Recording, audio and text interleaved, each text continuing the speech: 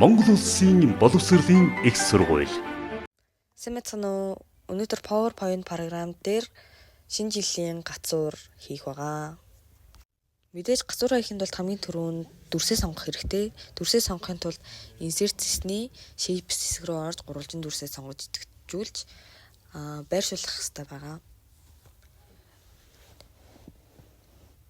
Мөн адил insert засны shapes хэсгээс трапез дүрс болох одоо гацуурныхаа суур хэсгийг бас сонгож байршуулах хэрэгтэй.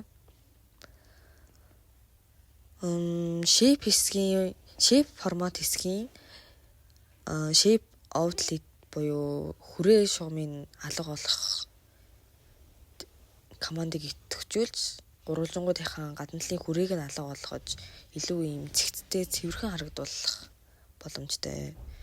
Мөн shape формат хэсгийн формат color хэсгийг сонгосноор гацуурныхаа одоо өнгийг сонгох бас боломжтой.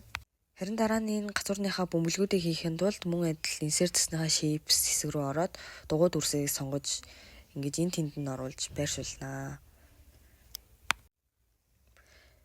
Мөн адил нэг дугуй дүрсээ сонгон copy paste хийж бүгдийн ижилхэн тэмтэйгээр өөртөө амраар тэгэж байрлуулж болно.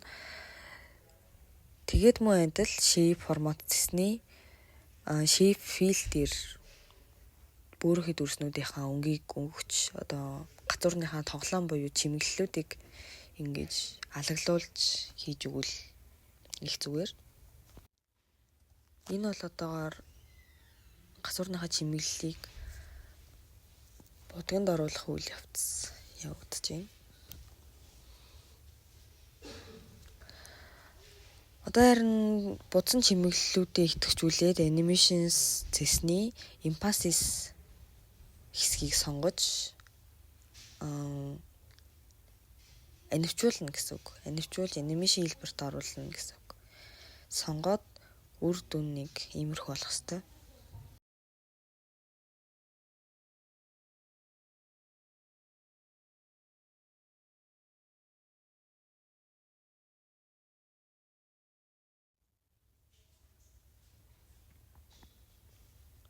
Анхаарал хандуулсанд баярлалаа.